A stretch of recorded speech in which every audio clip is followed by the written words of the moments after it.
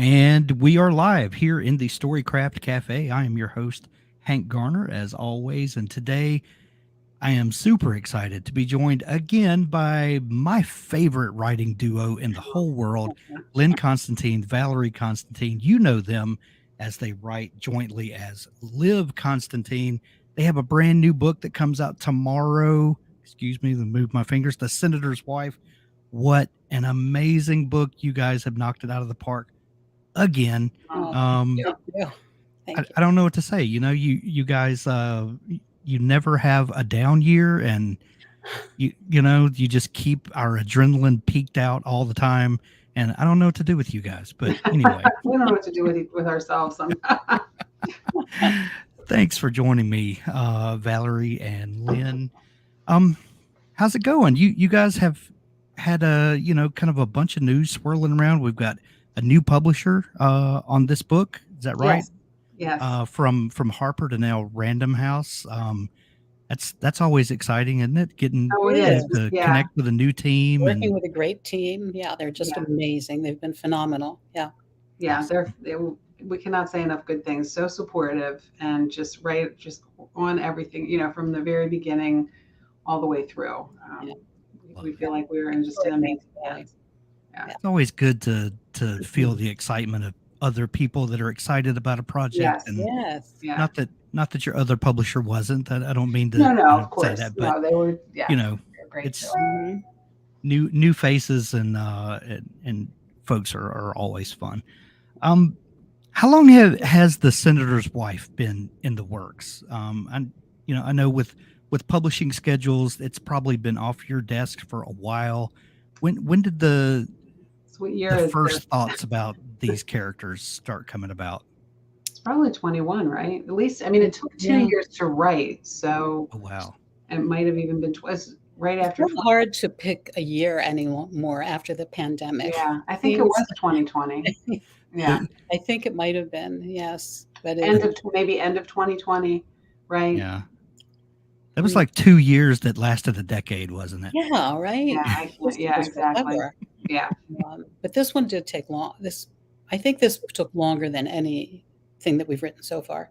Gotcha. With the exception maybe of the last time I saw you. That took. Oh, that took time too. Yeah. I forgot about that one. Yeah. Thank you. Yeah. This one is unique in several ways. There's a dead body or dead bodies, we'll just put it that way, in like the first 10 pages, which was, a little shocking. I was like, oh my goodness, what's going to happen from here? And then because as a reader, you're always, trying to get a step ahead of the writer. Oh, I know what they're going to do here. Right. And, this thing happens and, oh, now we're going to have a flashback, then how did this happen? And that's not the story at all. It was talk a little bit about this setup to the story, which you just, because we've been trained as readers to kind of think, because if you're writing in a certain genre, there are certain tropes there. And I don't mean to use trope as a bad word. I think some of these terms have kind of been thrown about, and but it's just a reality of the genre conventions. And you kind of think that you're looking for a certain thing, and then you're not. What was the idea about starting a story like this that would throw readers, off their footing, so to speak? Well, I think part of the reason that it took so long is because it went through very different renditions.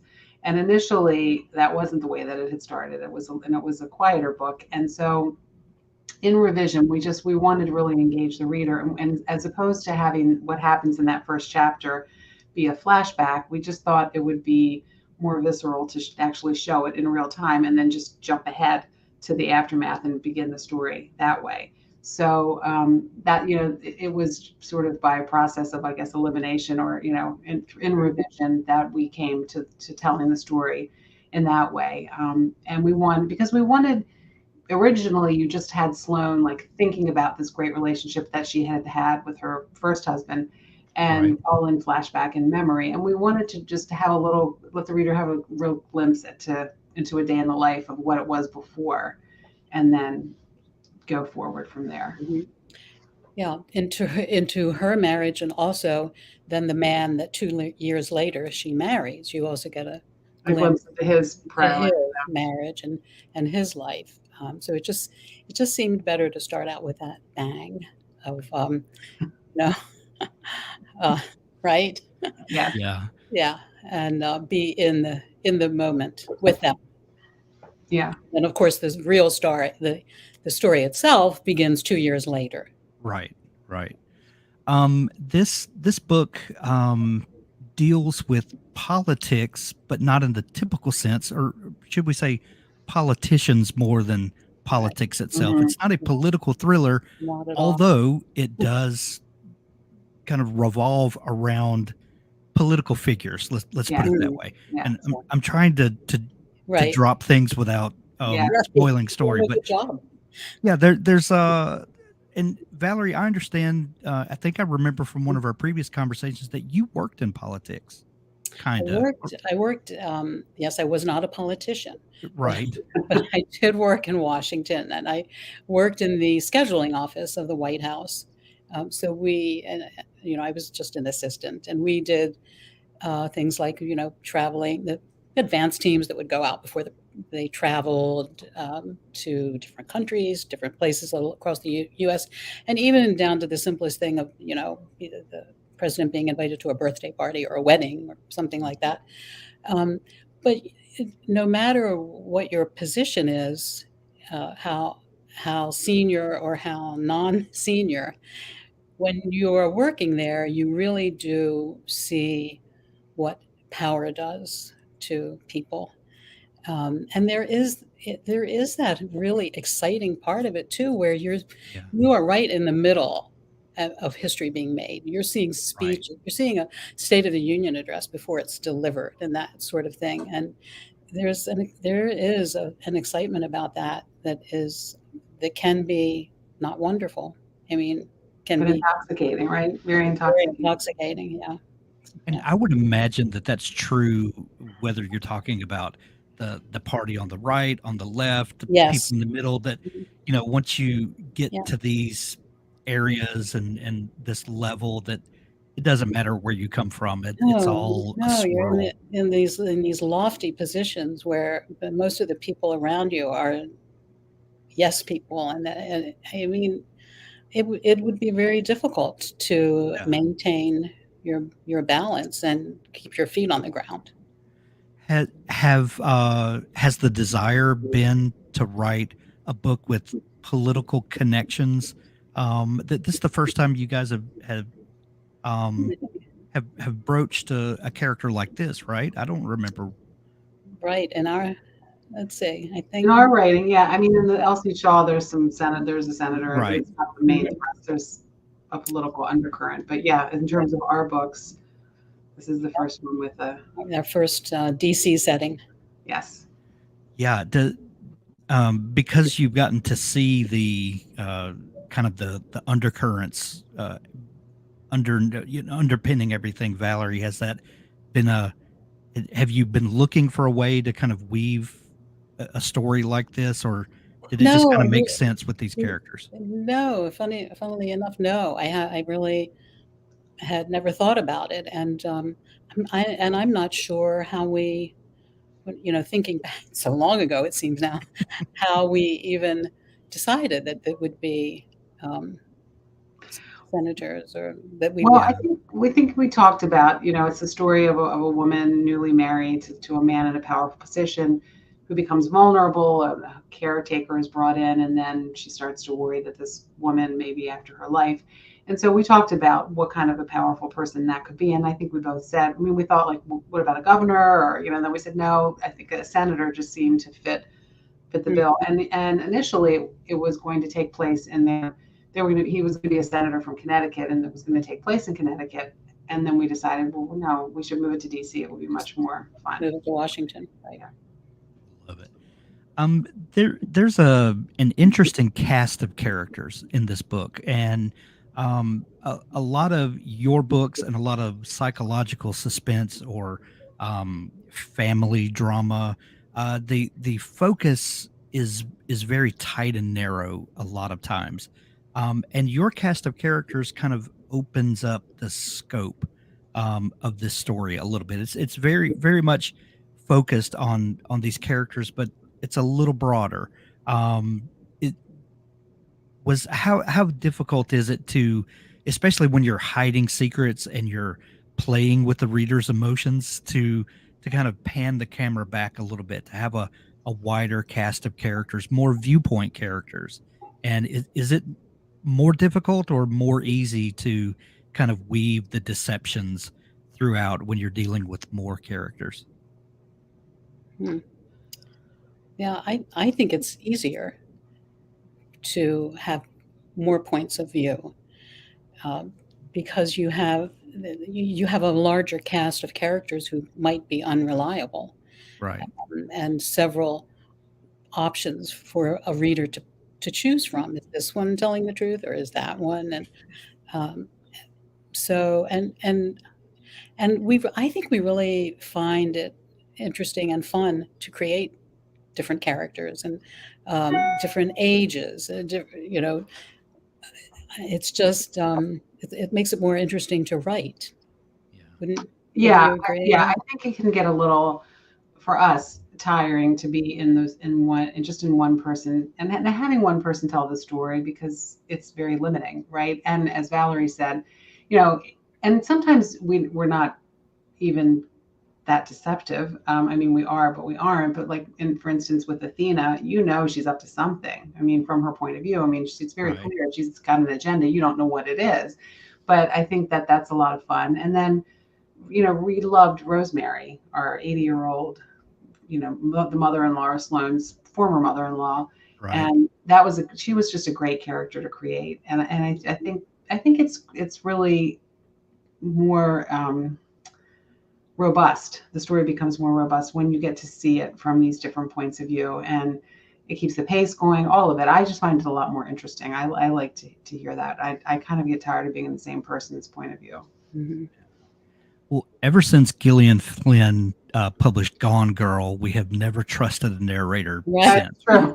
since. true. And you know, the default is kind of like, well, I don't trust this narrator. And it has to get harder and harder to keep readers, um, guessing. Yes. Um, but at the same time, you guys have found new and unique ways to motivate those unreliable narrators. Like, they might not be telling us the truth, but we don't know why they're not telling us the truth. And Hmm. that's really where the gotcha is not that whether they're telling the truth or not, but Right. just Yeah. not knowing why Right. and what the story is behind that. Hmm.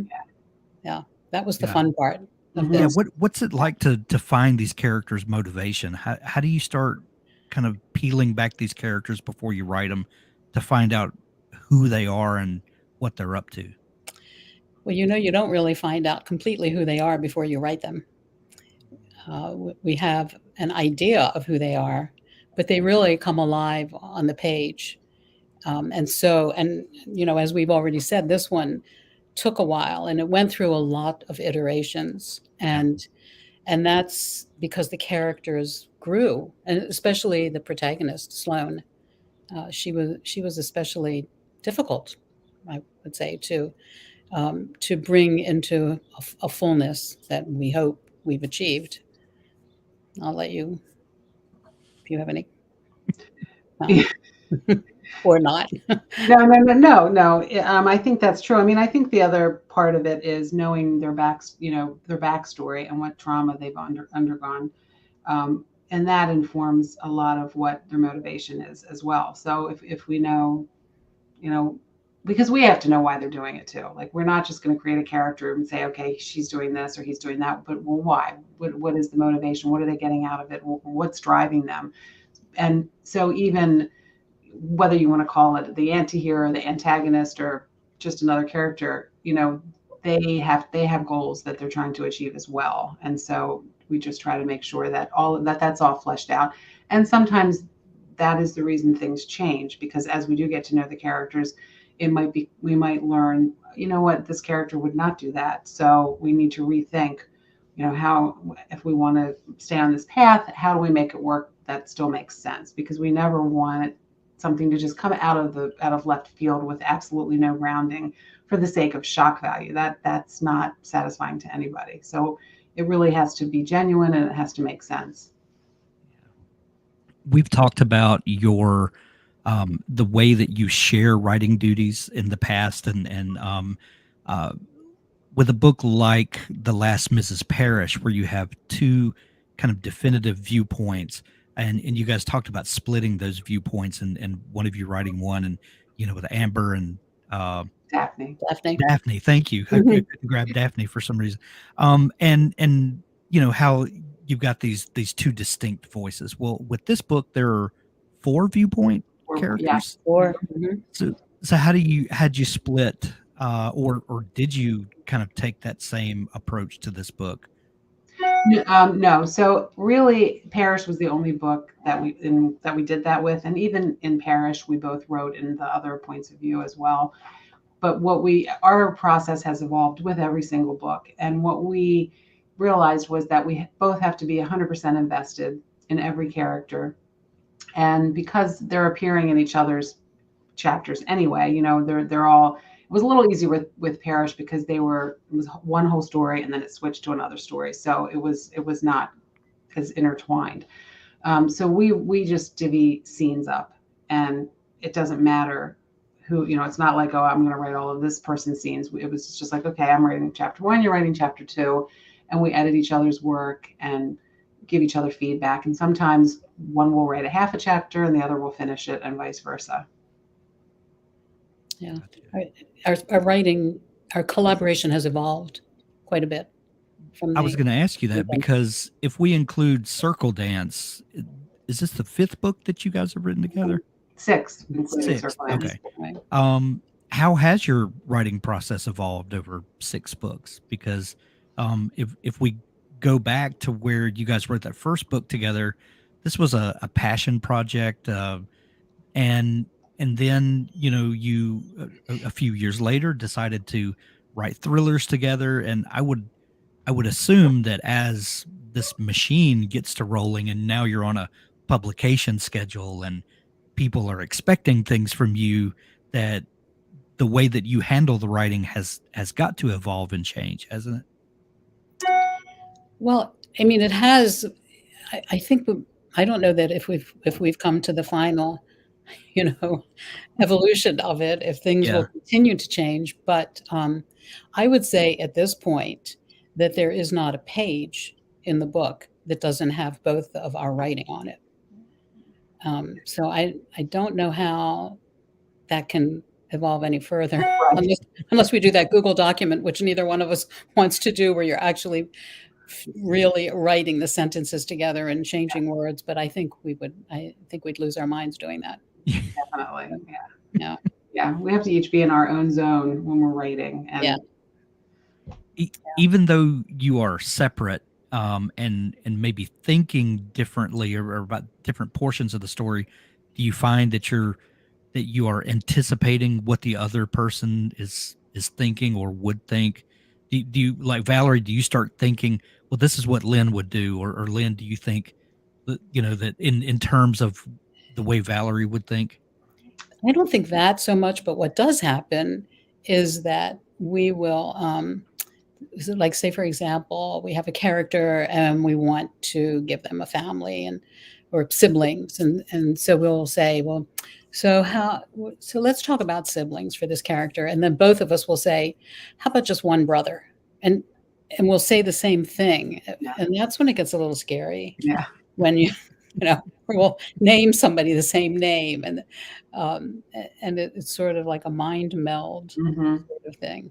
Yeah, but we definitely have to. I mean, I don't think about what Lynn is writing or doing while I'm writing. And funny thing is, the times that when we are together, and a lot of times this happens when we're editing, we've been able to be together because it does make that a little bit easier. But if we're in the same room and we're each writing, and I'm on my laptop, which is very quiet, and Lynn has a clickety clackety, and I hear her, and it's really distracting. And I'm thinking, what is she writing? What is going so fast? What is this going to be? So, yeah, we definitely have to be in our own zones. For sure. Yeah. Lynn, you mentioned earlier you also publish as Elsie Shaw, and those books, while they are different from a Liv Constantine book, they're still you can the ghost of Liv Constantine is on those pages. Do you notice or is Liv Constantine like this third figure in your writing relationship? Interesting. Does It's fine. you've got Lynn, you've got Valerie, but then does Liv? I can't put this into I know words what like you're I want saying, to, and but it's yeah, almost no, like the pen name becomes a third person. Do you right. guys ever notice Mhm, that? mhm. Yeah, I don't think so. I think that we're both sort of live, you know, as kind of how I see it, you know. But I know what you're saying. It sounds like a horror movie, kind of like this It does. third persona coming out and saying, "I'm Liv. The two of you have to go away," right? Like that might be a interesting story, Mm, right? yeah. Yeah. We'll dedicate it to Hank. Right. Thank you. Thank you. Oh man. What is your you said that you guys like to edit together. What is that process like? Do you have a time where okay, Anytime you the like it. drafting's done, it's Yeah, time for us to come yeah. together? Liking it is quite an overstatement. I think Yeah, yeah. Yeah, it just makes it a little less tedious if yeah, we're together doing it. This is gotcha. when we get edits back from our editor at the publishing house. Yeah, it makes it a little bit easier. That, yeah, because we can divide and conquer. But before we get to that point, when we edit together, you know, it's some of it is more developmental and broader in terms of we need to add this, or you know, we need to change that. But when we're getting into the nitpicky things, that's the part that's very what's the word I'm looking for? I don't know. Well, it's a little bit painful, I guess. But we sit there and go through it page by page, and you know, you need you've left out two here. You need the a here. You need a comma there. There's an extra word there, or sometimes just changing words, and that it just takes a while. You know what I mean? But it's the stuff that you have to do. Yeah, Yeah. it's tedious. When Mhm. you're starting a new book, do you guys sit down and brainstorm the plot and the way that the twists are going to do you start thinking kind of in terms of not specifically about the characters but about the situations, the plot, that how that's going to unroll and then add characters to it? Do you guys approach it Exactly. that way? Yep, Yep. Yeah, we come up with absolutely. the twist and the situation 1st. Mhm. Mhm. And that can take a while, actually. I bet. You I know, bet a back and forth. especially if you're trying to come up with twist that will genuinely keep people Mm, guessing. That yes, that has to be hard. it is how do hard. you work through that? Yeah, that's A lot of brainstorming, you know, and back and forth. but And and, you know, and when you have somebody to bounce things off of, and you just keep going back and forth, then, it's 2 heads of ideas rather than just one, and something I say then might spur something in Lynn that if she were working alone might not have thought of, and vice versa. So it's sort of like feeding each other, and then bringing out maybe what the best ideas are, because there have been times when we would talk about a situation, and one of us will say, well, what if blah blah blah, and then the other one is, and but then it was this, or I mean, it just it just helps, I think, to build on each other. It's just like any kind of brainstorming session, Yeah. that you have so many different ideas, and you just have more to choose from. Yeah. Rather than, I mean, maybe we would come up with it on our own in a longer period of time, but it's just very helpful. That's one of the great things about collaborating. Yeah. There's nothing like having a person to bounce ideas off of, even if the other person isn't giving you the answers. There's something about just talking it out, Yes. Yes. Yeah. and your brain will come up with answers that the two Yes. of you never could come up with. And I would imagine having a person in that role all the time has to be amazing. Yes. It It is. is. Yeah. Yeah. It's really helpful. Yeah. So, and even as the writing goes on too, Yeah. gee, I'm here in the chapter and I don't, what do you think? I don't know where to go with this. And so you have somebody then again, and you can bounce ideas off of a friend or a Yeah. spouse, but they're not in the story the way both of Right. us are. Right. So. Is it getting easier or harder to be Liv Constantine? 6 books in, does it get easier or does it get more complicated and complex as it goes? I mean, I think each book is just hard, right? And Mm-hmm. yeah, it definitely doesn't get easier because you're always trying to better yourself, and you want to make the next book, if you can, better than the last, and Right. whatever that means. So it's tough. But it seems like it should, because like if you're a piano player, the more you practice, Right. the better you get, right? Or Right. in sports or any of those things. So it seems like, well, okay, the more books you've written, the easier it gets, but it just doesn't seem to. But also, if you take the piano player analogy, the better you get, you start challenging yourself with more complex pieces, which That's then true. That's becomes right. harder. And Yes, it's like the better you get, the harder it gets if Right. you're constantly pushing forward. that's Right. true. And writing's kind of the same way, isn't it? Yeah, it is. Yeah, that's true. Man. So The what's coming up next for you guys? Are you working on your next book? we are. Yeah. Did we just finish the second draft? The third draft. Third draft. We're writing a Interesting. sequel to the Last Mrs. Parrish. Yeah. When how do you come up with when you have a story with such a definitive ending, and by definitive I don't mean it was a satisfying ending, let me put it that way. How do you start resurrecting that story and thinking, well, what happens to these characters next? That has to be a challenge because everybody has this certain vision in their mind. And do you weigh reader expectations with what you think is going to happen?